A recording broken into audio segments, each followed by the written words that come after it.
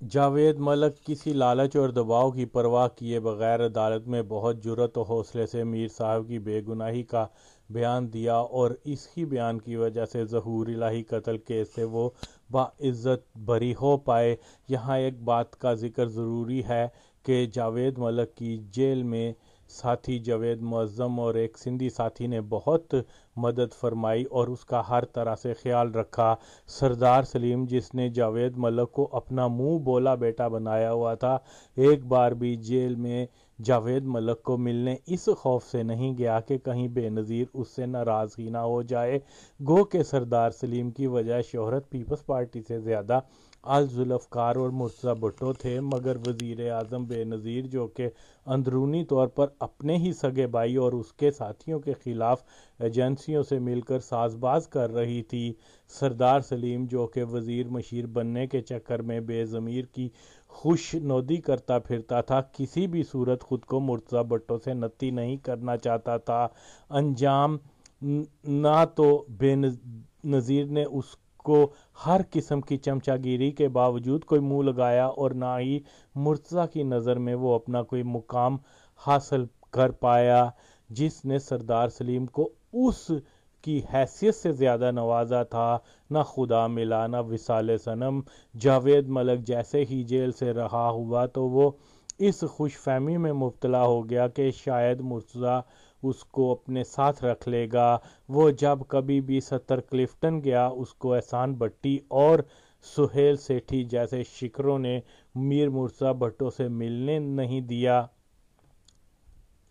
جبکہ یہ بہت بڑی احسان فراموشی تھی۔ ایک دن صبح سویرے مجھے پاکستان سے جاوید ملک کا فون آیا، جس میں اس نے مجھ سے اپنی بے شمار مشکلات کا ذکر کرنے کے علاوہ ستر کلفٹن کے غیر مناسب رویے پر بھی شکایت کرتا رہا، اپنی تنگ دستی کا حال بھی سنایا۔ میں نے اپنے طور پر اس کو کچھ مالی امداد کی پیشکش کی تو اس نے انکار کر دیا اور مجھے کہنے لگا کہ تم نے ساتھی عمر حیات کو ڈنمارک بلوا کر سیٹ کروا دیا ہے، تو کیا یہ ممکن ہے کہ میرے لیے بھی کوئی بندوبست کروا دو؟ میں پاکستان سے ہر حال میں نکلنا چاہتا ہوں۔ یہاں پر نہ تو پیپلز پارٹی اور نہ ہی ستر کلفٹن والے میری مدد کر رہے ہیں۔ گو کہ میں جیل سے رہا تو ہو گیا ہوں، مگر مختلف ایجنسیوں والے مجھے گاہے بگاہے تنگ کرتے رہتے ہیں۔ کبھی مجھے ایجنسیوں کے ساتھ مل کر مرتضیٰ کے خلاف کام کرنے کا لالچ دیا جاتا ہے، میرے انکار پر یہ لوگ مجھے انڈین ایجنٹ قرار دے کر جیل اور تشدد کی دھمکیاں دیتے ہیں، کئی بار مجھے پکڑ کر کئی دن خوب مار پٹائی کرتے رہتے ہیں۔ ستر کلفٹن جاتا ہوں تو میر صاحب مجھے ایجنسیوں کا بندہ سمجھ کر لفٹ نہیں کرواتے، میرے گھر والے بھی مجھ سے ناراض ہیں۔ اس صورتحال میں میں یا احسان بٹی کو گولی مار دوں گا یا خود کشی کر لوں گا۔ جاوید ملک بہت دیر تک افسردہ آواز میں اپنا قصہ حال سناتا رہا، جس پر میں نے اس کو تسلیاں دیں اور اس کو کہا کہ تم کوئی پاگل پن مت کرنا، اگر تم کسی طرح سے ڈنمارک آ جاؤ تو یہاں پر میں تمہاری ہر ممکنہ طریقے سے مدد کروں گا۔ میں نے جاوید کو مشورہ دیا کہ وہ کسی طرح سے ایک بار پھر سے کوشش کرے اور مرتضیٰ بھٹو سے مل کر بات کرے کہ بے نظیر نے وعدہ کیا تھا کہ ظہور الہی کیس میں بری ہونے کی صورت میں اس کو یورپ بھیج دیا جائے گا۔ جاوید نے کہا کہ میں ستر کلفٹن جا کر مزید ذلیل نہیں ہونا چاہتا۔ اتفاق سے انہی دنوں کراچی سے ہمارے ایک ساتھی غلام مصطفیٰ میمن کا مجھ سے رابطہ بحال ہو گیا۔ میں نے اس کو جاوید ملک کی مشکل کے بارے میں بتایا اور یہ کہ وہ کسی طرح سے جاوید ملک کی ملاقات میر صاحب سے کروا دے، جس پر اس نے بتایا کہ وہ خود میر صاحب سے ملاقات نہیں کر سکتا تو جاوید کی ملاقات کیسے کروا سکتا ہے۔ یہ افسوسناک صورتحال تھی کہ میر صاحب کے آزمودہ مشکل وقت کے ساتھی ان سے دور تر ہوتے جا رہے تھے اور ان کی جگہ نئے غیر آزمودہ لوگوں نے لے لی تھی۔ 1995 میں پاکستان گیا ہوا تھا، اس دوران میرا جاوید ملک سے فون پر رابطہ ہو گیا۔ میری ڈنمارک واپسی امارات ایئر لائن سے کراچی سے ہونی تھی، لہٰذا میں نے جاوید سے کراچی میں ملنے کا پروگرام طے کر لیا۔ لاہور سے نکلتے وقت میں نے غلام مصطفیٰ میمن کو بھی کراچی ایئرپورٹ پر ملنے کا وقت دے دیا۔ جب میں کراچی آیا تو جاوید ملک مجھے ایئرپورٹ پر ہی ملنے آ گیا۔ میں نے اس کو بتایا کہ غلام مصطفیٰ بھی ایئرپورٹ آ رہا ہے، لہٰذا ہم اس کا انتظار یہاں کرتے ہیں۔ اس دوران جاوید ملک نے بتایا کہ میر صاحب کے ارد گرد جو لوگ جمع ہو چکے ہیں وہ مشکوک قسم کے لوگ ہیں، اور میر صاحب کو میرے بارے میں یہ باور کروانے میں کامیاب ہو گئے ہیں کہ میں زرداری اور ایجنسیوں کے ساتھ مل کر مرتضیٰ بھٹو پر قاتلانہ حملہ کرنا چاہتا ہوں۔ یہی وجہ ہے کہ میر صاحب بھی مجھ سے رابطہ نہیں رکھنا چاہتے، جبکہ مجھ پر یہ جھوٹا الزام ہے۔ اگر میں نے ایجنسیوں اور چودھریوں سے ساز باز کرنی ہوتی تو اس وقت کرتا جب ظہور الہی قتل کیس میں مجھے ہر طرح کی آفر دی گئیں۔ اصل بات یہ ہے کہ میر صاحب کے گرد زرداری اور بے نظیر کے جاسوس جمع ہو چکے ہیں، یہ سب ایجنسیوں کے ہی بندے ہیں، اس لیے میر صاحب کی زندگی کو ان سے خطرہ ہے نہ کہ مجھ سے۔ باتوں باتوں میں جاوید ملک نے بتایا کہ جب سے تم نے مجھے آسٹریلیا جیل میں بتایا تھا کہ بے نظیر نے ہماری مخبری کی تھی، میں اس وقت سے بے نظیر سے بے حد نفرت کرنا شروع ہو گیا ہوں، اس لیے میں بے نظیر کے ساتھ مل کر میر صاحب کے خلاف کبھی بھی نہیں جا سکتا۔ جس پر میں نے اس کو کہا کہ تمہارے وکیل کو کسی آسٹریلین سرکاری بندے نے یہ معلومات دی تھیں، لیکن اس نے کہا تھا کہ ممکنہ طور پر تمہاری گرفتاری بے نظیر کی CIA ڈیل کی وجہ سے ہوئی تھی۔ اب اصل بات کیا ہے یہ نہیں معلوم۔ جاوید نے بتایا کہ ہمیں بھٹو برادران نے 100% یقین دہانی کروائی تھی کہ فلاں تاریخ کو کینیڈا سفارت خانے والے ہوٹل کے ہال میں ایک بڑی پارٹی کروانے والے ہیں جس میں دنیا بھر کے سفارتکار آئیں گے جن کو ہم نے یرغمال بنانا تھا، مگر مجھے اس وقت کچھ شک ہو گیا تھا کہ ہو سکتا ہے کہ پولیس کو یہ اطلاع پہلے سے ہی کسی نے دے رکھی تھی، جس وجہ سے پارٹی بھی منسوخ کر دی گئی۔ جس دن ہم لوگ گرفتار ہوئے اس سے ایک روز قبل میں نے میر صاحب سے رابطہ کیا اور ان کو تمام صورتحال سے آگاہ کر دیا، جس پر وہ خود بھی حیران تھے کہ پارٹی کیوں نہیں ہو رہی۔ میر صاحب نے مجھے بتایا کہ تم تمام اسلحہ کہیں ویرانے میں چھپا کر کچھ ساتھیوں کو جرمنی بھیج دو اور اختر بیگ، رحیم شاہ، یعقوب چینا کو لے کر کسی طرح سے جنیوا آ کر فلاں ہوٹل میں قیام کرو، میں چند دنوں میں تمہیں وہاں ملوں گا۔ اگلے روز میں سب ساتھیوں سے مل کر میر صاحب کا پیغام دینے ہی والا تھا کہ عین اسی روز ہوٹل سے پہلے 6 ساتھیوں کو گرفتار کیا گیا اور کچھ دیر بعد مجھے اور اختر کو علیحدہ جگہ سے گرفتار کیا گیا۔ مجھے جب گرفتار کیا گیا تو پولیس والوں نے پہلا سوال یہ کیا کہ تمہارا 9واں ساتھی کہاں ہے، جس سے مجھے یہی اندازہ ہوا کہ پولیس کو ہماری ویانا موجودگی کا پہلے سے علم تھا۔ اب تمہاری معلومات اور جب سے میں پاکستان آیا ہوں وہ بے نظیر جو ہمیں شام میں ملنے آئی اور آسٹریا میں مشن کو انجام دینے کا حلف لیا، مگر اسی بے نظیر نے پاکستانی جیلوں میں مجھ پر جسمانی تشدد کروایا، مجھ پر ایجنسیوں کی طرف سے میر صاحب کے خلاف استعمال ہونے کا بھرپور دباؤ ڈالا گیا۔ ان سب باتوں سے میرا شک یقین میں بدل گیا ہے کہ بے نظیر نے ہی ہماری مخبری کی ہوگی۔ میں نے اس کو بتایا کہ بے نظیر کو حالات نے لیڈر بنا دیا ہے، وہ بھٹو کی بیٹی تھی، مرتضیٰ اور شاہ نواز کی پاکستان عدم موجودگی میں لوگوں نے اس کو لیڈر بنا دیا، لہٰذا وہ کسی بھی صورت میں نہیں چاہے گی کہ اس کی لیڈرشپ کو کوئی چیلنج ہو۔ جاوید ملک بھی غلام مصطفیٰ سے ملنے کے لیے بے تاب تھا۔ اس نے مجھے بتایا کہ میمن خود ایک غریب انسان ہے، مگر اس نے آسٹریلیا جیل سے رہا ہونے کے بعد پاکستان جا کر میرے لیے بہت سا سامان بیچتا رہا، جبکہ احسان بٹی جیسے چمچے میرے حصے کی رقم خود ہضم کر کے الٹا الزام جاوید معظم پر لگا دیا کہ وہ میر صاحب کی طرف سے دی جانے والی رقم مجھ تک نہیں پہنچاتا۔ اسی وجہ سے میں شروع میں معظم سے غلط فہمی کی بنیاد پر بدظن ہو گیا تھا، مگر میرے والد صاحب نے مجھے بتایا کہ معظم نے تو جیل میں میرے اوپر جو رقم خرچ کی ہے وہ اس کی ذاتی تھی، اس لیے احسان بٹی جھوٹ بولتا ہے۔ میں جب بھی لاہور گیا تو معظم سے مل کر اصل صورتحال بیان کروں گا۔ کافی انتظار کے بعد جب غلام مصطفیٰ میمن ایئرپورٹ نہ پہنچا تو میں نے ایئرپورٹ سے میر صاحب کو فون کیا اور اس کے بعد جاوید ملک کی بات کروائی تو جاوید ملک ان سے بات کر کے کافی مطمئن ہوا۔ میں نے میر صاحب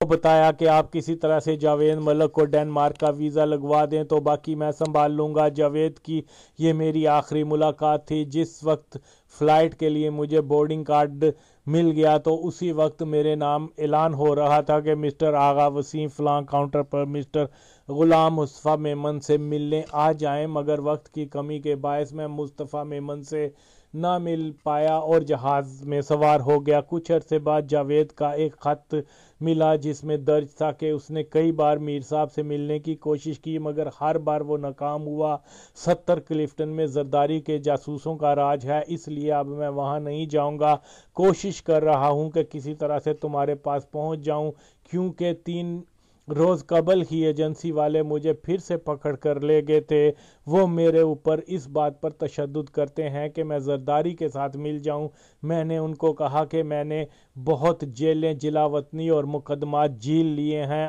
اب باقی زندگی سکون سے گزارنا چاہتا ہوں۔ میں نہیں چاہتا کہ زرداری کے لیے کوئی الٹا سیدھا کام کروں۔ اس کے جواب میں میں نے اس کو خط لکھا مگر اس کی طرف سے کبھی کوئی جواب نہیں آیا۔ اس واقعے کے کوئی 2 سال بعد میری غلام مصطفیٰ میمن سے فون پر بات ہوئی تو میں نے جاوید کے بارے میں دریافت کیا تو اس نے بتایا کہ اس کو جاوید کے بارے میں براہ راست معلومات نہیں ہیں، البتہ سنا ہے کہ وہ پاکستان سے باہر چلا گیا ہوا ہے۔ فروری 2008 کی بات ہے کہ مشتاق نامی کسی شخص کا دبئی سے فون آیا جس نے مجھے بتایا کہ اس کا ایک رشتہ دار سینٹرل جیل کراچی میں کام کرتا ہے اور کسی جاوید ملک نامی سزائے موت کے قیدی کا آغا وسیم کے نام پیغام ہے کہ 1-2 دن میں اس کو پھانسی ہونے والی ہے، اگر ہو سکے تو کسی دوست یار پارٹی کے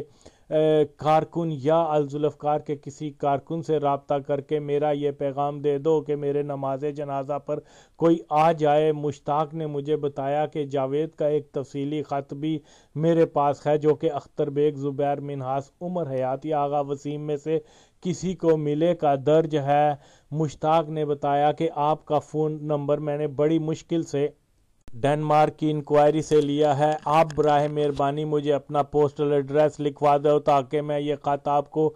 پوسٹ کر سکوں۔ کوئی 10 دن کے بعد مجھے ایک تفصیلی خط ملا جس میں لکھا تھا کہ میں گزشتہ 10 سالوں سے جیل میں پڑا ہوں مگر آج تک نہ تو میرے گھر والے مجھ سے ملنے آئے نہ ہی پارٹی کے کسی رہنما یا کارکن نے میری جیل میں خبر لی۔ بے نظیر کے مرنے کے بعد میری رہی سہی امیدیں بھی ختم ہو گئیں۔ جب تک وہ زندہ تھی تب تک یہ گمان کیا کرتا کہ شاید اس کو میرا خیال آ جائے مگر یہ گمان اپنے آپ کو تسلی کے لیے دیا کرتا۔ ان لوگوں نے ہمارے ساتھ بہت بڑا دھوکہ کیا ہے۔ بے نظیر کو دبئی، احسان بٹی،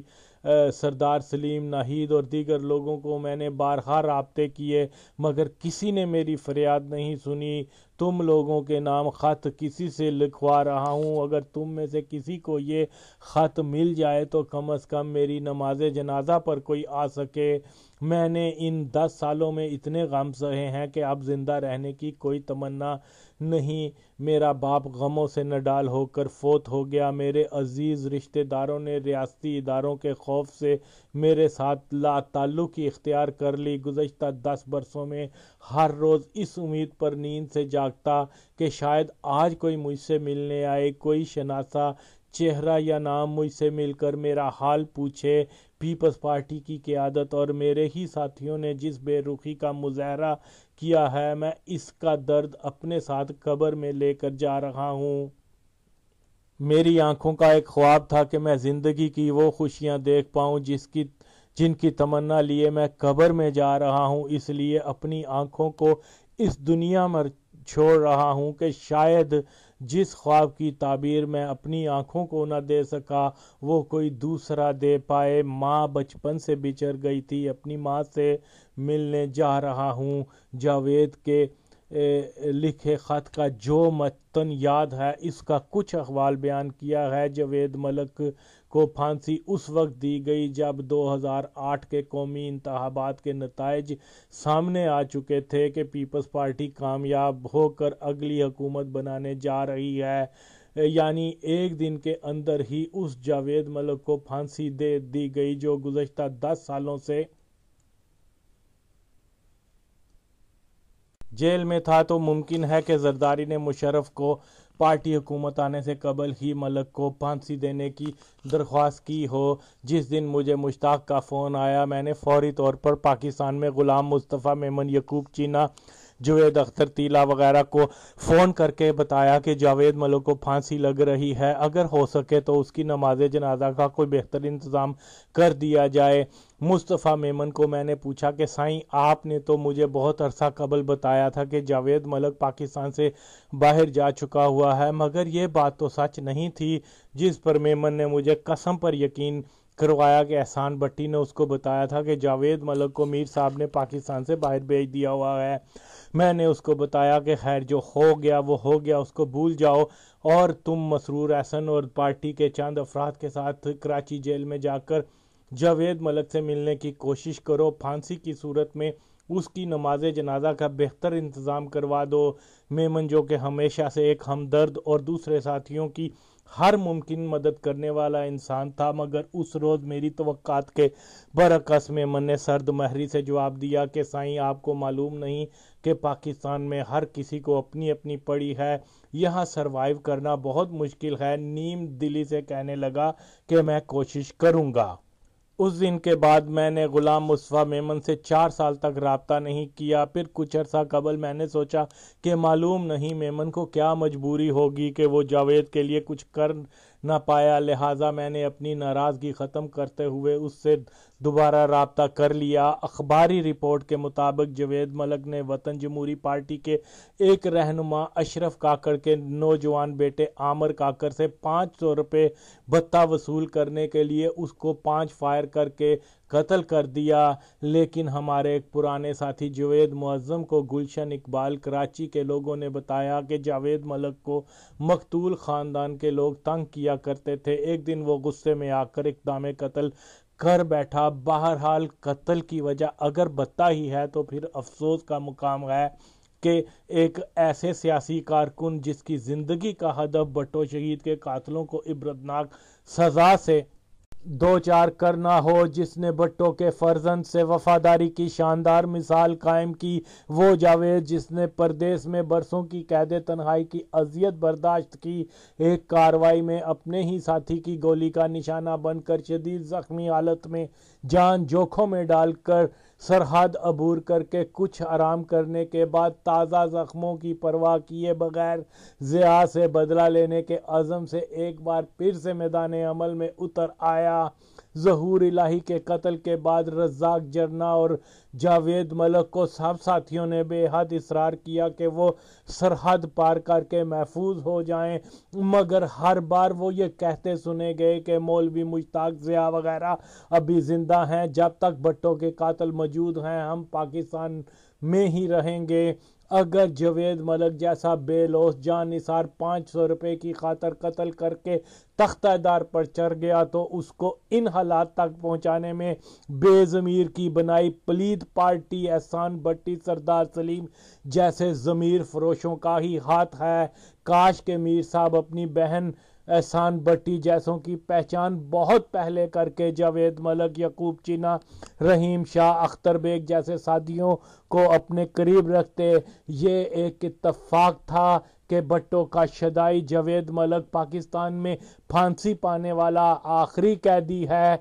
या पीपल्स पार्टी की कोई मंसूबाबंदी थी। मैंने जावेद मलिक का अलमिया साहब के सामने रख दिया है। इसके सुनने के बाद भी अगर कोई बेज़मीर जैसी डायन जिसने सिर्फ अपने माली मुफादात के लिए बेशुमार नौजवानों की ज़िंदगियों से खेला, जावेद मलिक को जिस बुरी तरह से इस्तेमाल करके बेबसी की मौत के हवाले किया गया, इसका हाल जान कर भी अगर कोई बेज़मीर जैसी बेहिस्स और मक्कार तोता चशम औरत को इज्जत और मुकाम देगा तो ऐसा शख्स हरगिज़ एक इंसान कहलवाने का हकदार नहीं है। ऐन अपनी लीडर की तरह रूह स्याह बेहिस्स और अजियत पसंद है।